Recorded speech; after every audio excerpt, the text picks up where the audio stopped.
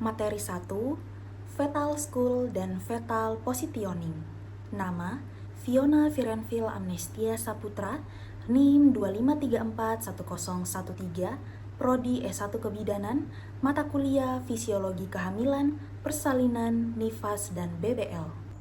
Judul, Dinamika Adaptasi Kepala Janin dalam Persalinan. Fokus materi, mekanisme pertahanan dan fleksibilitas anatomi. Kenapa penting memahami bagaimana janin mampu melewati jalan lahir yang sempit secara fisiologis? Tujuan presentasi, mengeksplorasi fenomena molding atau molase sebagai bukti adaptasi biomekanik manusia. Halo semuanya, sebelum kita masuk ke rincian anatomi tulang tengkorak yang sudah kita ketahui sebelumnya, di sini saya ingin mengajak teman-teman untuk berpikir sedikit luas. Pernahkah terbayang bagaimana cara sebuah struktur kepala janin yang cukup besar bisa melewati jalur panggul ibu yang diameternya sangat terbatas? Ternyata, anatomi kepala janin itu bukan hanya sekedar susunan tulang statis, melainkan sebuah desain yang sangat dinamis dan cerdas. Dalam materi ini, saya tidak akan sekedar mengulang nama-nama tulangnya, tapi kita akan membedah sisi klinisnya, bagaimana kepala janin melakukan taktik adaptasi selama proses persalinan berlangsung melalui fenomena yang disebut molase atau molding. Mari kita lihat bersama bagaimana proses ini terjadi di slide berikutnya. Fetal head. Adaptasi tulang tengkorak, tulang kepala janin belum menyatu sempurna, memungkinkan adanya pergerakan. Mekanisme overlapping tulang parietal dan oksipital bergeser untuk menyesuaikan dengan diameter panggul. Karakteristik klinis, bentuk kepala memanjang atau molding adalah tanda persalinan yang aktif. Pemulihan mandiri, tekanan pada jaringan lunak dan tulang akan hilang dan kepala kembali bulat dalam 1 atau 2 hari. Setelah kita memahami struktur dasar tulang tengkorak janin, sekarang saya ingin mengajak teman-teman melihat bagaimana anatomi tersebut bekerja secara nyata. Dalam proses persalinan, fenomena ini kita sebut sebagai molding atau molase kepala janin. Coba perhatikan gambar 1 di bagian kiri atas. Ini adalah bagian anatomi kepala janin dilihat dari samping, dalam kondisi normal. Teman-teman bisa melihat posisi tulang frontal, parietal, dan oksipital yang masih berada pada tempatnya. Selanjutnya, mari kita lihat gambar nomor 2 di sisi kanan atas. Ini adalah foto klinis bayi baru lahir yang mengalami newborn with molding. Teman-teman bisa melihat kepala bagian tampak memanjang ke arah atas, belakang. Ini adalah hasil nyata dari proses adaptasi kepala janin saat melewati jalan lahir yang sempit. Lalu, bagaimana itu bisa terjadi? Lihat gambar nomor 3 di kiri bawah. Ini adalah tampilan tengkorak janin dari atas. Di sini terlihat jelas adanya celah di antara tulang-tulang yang kita sebut sebagai sutura. Karena sutura ini belum menyatu secara permanen, tengkorak janin bersifat sangat fleksibel. Terakhir, perhatikan gambar nomor 4 di kanan bawah. Saat kepala bayi tertekan oleh panggul ibu, terjadi mekanisme luar biasa di dalam tulang, di mana tulang-tulang di parietal ini akan saling bergeser dan tumpang tindih atau overlapping. Proses di gambar nomor 4 inilah yang secara mekanis mengecilkan diameter kepala janin sehingga bisa menyesuaikan diri dengan ukuran panggul ibu yang keras. Tanpa kemampuan bergeser ini, proses persalinan normal akan jauh lebih sulit terjadi. Secara klinis, kondisi pada gambar nomor 2 mungkin terlihat mengkhawatirkan bagi orang tua. Namun, kita sebagai tenaga kesehatan harus menjelaskan bahwa ini normal. Dalam waktu 24 hingga 48 jam, posisi tulang akan kembali ke bentuk semula dan kepala bayi akan kembali bulat. Molding adalah bukti betapa sempurnanya desain anatomi manusia untuk mendukung keberhasilan kelahiran. Vagina Examination Fetal Head, Station and Position. Tujuan utama, identifikasi posisi dan penurunan station kepala janin dalam rongga panggul. Titik rujukan, landmark, perabaan, sutura, sagittalis, dan fontanella ubun-ubun, menggunakan jari pemeriksa. Penentuan posisi, menilai arah hadap kepala janin, misal oksiput anterior dan oksiput posterior. Indikasi kemajuan memastikan kepala janin beradaptasi secara optimal terhadap sumbu panggul ibu. Setelah kita memahami bagaimana kepala janin beradaptasi secara mekanis di slide sebelumnya, sekarang muncul pertanyaan penting bagaimana cara tenaga kesehatan memastikan posisi kepala tersebut selama proses persalinan berlangsung. Jawabannya ada pada gambar prosedur yang kita lihat di gambar ini, yaitu vaginal examination atau pemeriksaan dalam. Coba teman-teman perhatikan ilustrasi tangan pada gambar ini. Saat melakukan pemeriksaan, jari telunjuk dan jari tengah pemeriksa masuk untuk meraba bagian terendah dari janin. Disinilah teori tentang anatomi tengkorak tadi diaplikasikan secara nyata. Fokus utama kita bukan hanya untuk mencari kepala, tetapi mengidentifikasi landmark atau titik rujukan penting, yaitu sutura sagittalis dan fontanella atau ubun-ubun. Dengan merasakan arah garis sutura, dan posisi ubun-ubun tersebut, kita bisa menentukan dengan pasti posisi hadap bayi. Mengapa identifikasi ini sangat krusial? Karena posisi kepala janin menentukan kemudahan proses persalinan. Misalnya, jika kita meraba ubun-ubun kecil berada di depan atau occiput anterior, itu adalah posisi paling ideal. Namun, jika posisinya melintang atau menghadap ke depan, tenaga medis harus bersiap untuk kemungkinan persalinan lebih lama atau sulit. Selain posisi, melalui perabaan ini kita juga mengukur station, yaitu sejauh mana kepala bayi sudah turun melewati sumbu panggul dibandingkan tulang spina, isi agita ibu. Jadi, pemahaman mendalam tentang anatomi sutura dan fontanella bukan hanya sekedar hafalan, melainkan peta navigasi utama bagi bidan dan dokter untuk memantau kemajuan persalinan dari jam ke jam demi keselamatan ibu dan juga bayi. Fetal head diameter versus maternal pelvis diagram.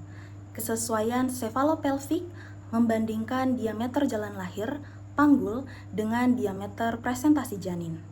Diameter panggul utama, transverse inlet 13 cm, ruang terluas bagi kepala untuk masuk. Oblique 12 cm, ruang transisi saat kepala mulai berputar.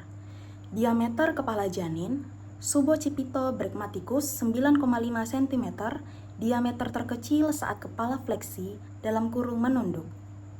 Setelah kita memahami cara memeriksa posisi kepala di slide sebelumnya, sekarang mari kita lihat sisi matematis dari proses persalinan. Perhatikan gambar panggul ini. Di sebelah kiri, teman-teman bisa melihat bahwa pintu atas panggul ibu memiliki diameter melintang atau transverse sebesar 13 cm.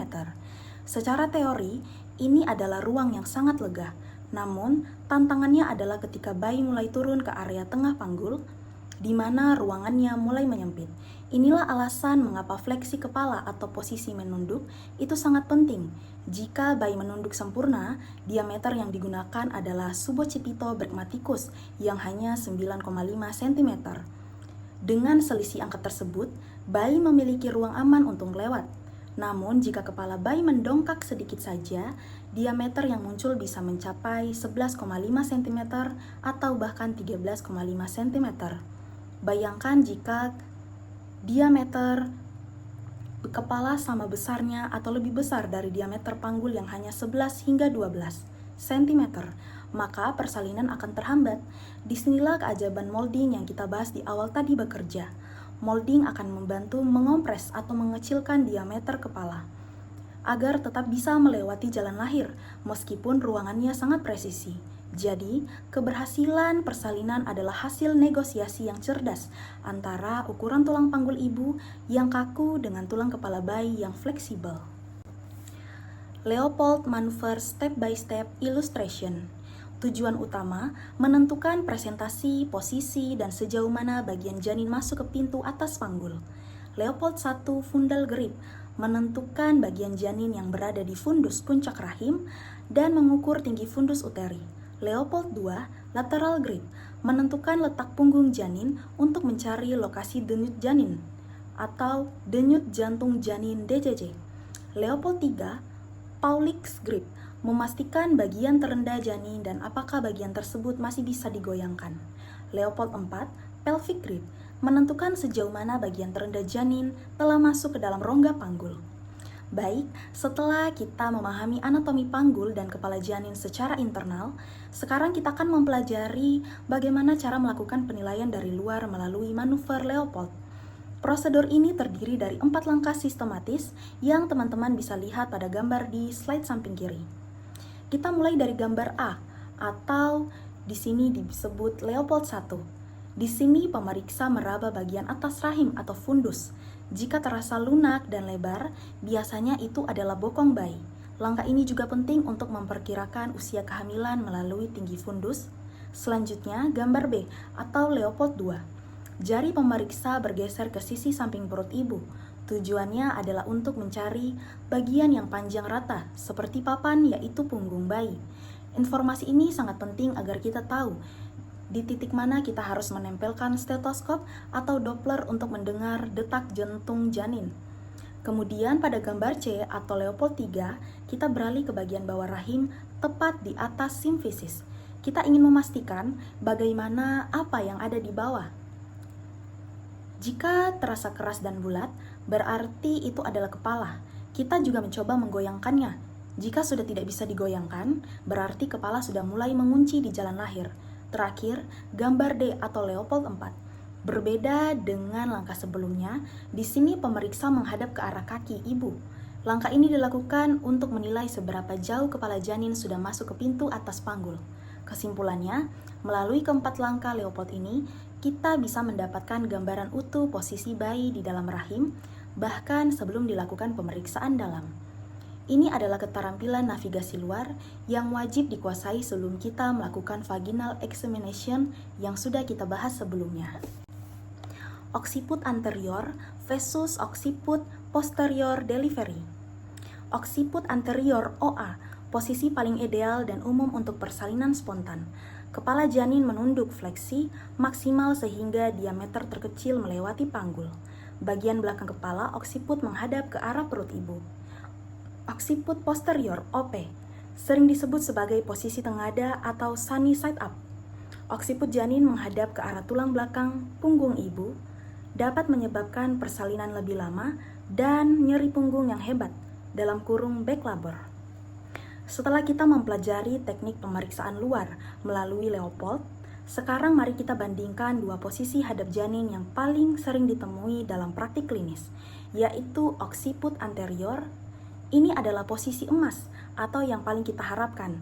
Pada posisi ini, bagian belakang kepala janin menghadap ke depan atau ke arah perut ibu. Hal ini memungkinkan kepala janin untuk melakukan fleksi atau menunduk dengan sempurna, sehingga diameter yang masuk ke jalan lahir adalah diameter terkecil yang sudah kita bahas sebelumnya. Sebaliknya, mari kita lihat gambar di sisi kanan, yaitu occiput posterior. Di sisi kanan yaitu occiput posterior. Di sini, janin menghadap ke arah perut ibu, sehingga bagian belakang kepalanya menekan tulang belakang ibu. Kondisi ini seringkali menyebabkan ibu merasakan nyeri punggung yang sangat hebat selama kontraksi. Selain rasa nyeri, posisi posterior ini juga membuat diameter kepala yang dipresentasikan ke jalan lahir menjadi lebih besar karena kepala cenderung kurang menunduk. Akibatnya, proses persalinan biasanya berlangsung lebih lama, karena bayi membutuhkan waktu ekstra untuk melakukan rotasi atau putaran paksi di dalam panggul agar bisa lahir. Dengan memahami perbedaan kedua gambar ini, kita sebagai tenaga kesehatan dapat memberikan intervensi yang tepat seperti menyarankan perubahan posisi ibu untuk membantu bayi berputar ke posisi anterior. Kelainan kongenital anencefali dan dampaknya pada persalinan. Kondisi perbandingan janin dengan anencefali versus janin normal. Karakteristik utama anencefali: absennya tempurung kepala, skull line, otak tidak berkembang sempurna, underdeveloped brain. Implikasi pada persalinan, kepala janin tidak memiliki bagian keras untuk membantu dilatasi dalam kurung pembukaan serviks secara optimal. Dapat memicu persalinan yang lebih lama atau sulit karena hilangnya peran mekanisme tekanan kepala. Edukasi menekankan pentingnya pemenuhan nutrisi selama masa kehamilan untuk mencegah kelainan saraf atau kelainan tabung saraf. Setelah kita mempelajari berbagai posisi dan diameter kepala janin yang ideal, penting bagi kita untuk melihat bagaimana struktur anatomi dapat mempengaruhi mekanisme persalinan. Mari kita lihat pada ilustrasi perbandingan pada slide ini. Pertama, mari kita lihat gambar di sisi kanan yaitu janin normal, fully developed. Di sini kita bisa melihat dahi dan tempurung kepala yang bulat sempurna atau diberi label fully developed skull line. Struktur tulang tengkorak yang utuh ini bukan hanya pelindung otak tetapi juga instrumen vital dalam persalinan. Bagian yang keras dan bulat inilah yang akan menekan leher rahim atau serviks secara konsisten selama kontraksi, sehingga membantu proses pembukaan jalan lahir berjalan dengan lancar. Sekarang mari kita bandingkan dengan gambar di sisi kiri, yaitu janin dengan anencefali. Teman-teman bisa melihat perbedaan yang sangat mencolok. Bagian atas tempurung kepalanya tidak terbentuk atau absen, sehingga jaringan otaknya tidak terlindungi dan berkembang sempurna. Dalam konteks kebidanan, kondisi ini mengubah mekanisme persalinan secara total. Karena janin tidak memiliki kepala bagian yang keras untuk menekan serviks, maka daya dorong mekanis saat kontraksi menjadi tidak efektif. Akibatnya, persalinan seringkali berlangsung sangat lambat atau mengalami kemacetan. Perbandingan ini menegaskan kembali bahwa materi kita sebelumnya, setiap bagian tengkorak mulai dari sutura hingga diameter tertentu adalah kunci yang didesain secara alami untuk membuka jalan lahir. Deteksi dini melalui USG dan pencegahan melalui nutrisi seperti asam folat menjadi krusial agar struktur anatomi yang penting ini dapat terbentuk dengan sempurna. Kesimpulan, korelasi anatomi dan mekanis.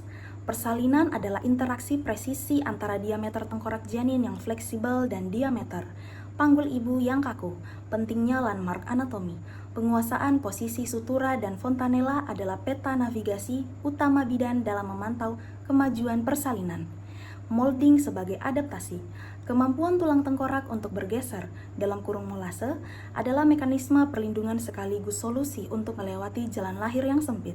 Peran screening dini, deteksi dini terhadap posisi seperti occiput posterior atau kelainan seperti anencefali sangat menentukan keselamatan ibu dan juga bayi. Terima kasih, saya harap kamu bisa mendapatkan pengetahuan yang berguna dari presentasi ini. Semoga beruntung. Wassalamualaikum warahmatullahi wabarakatuh. Om Swastiastu, Namo Buddhaya, salam kebajikan.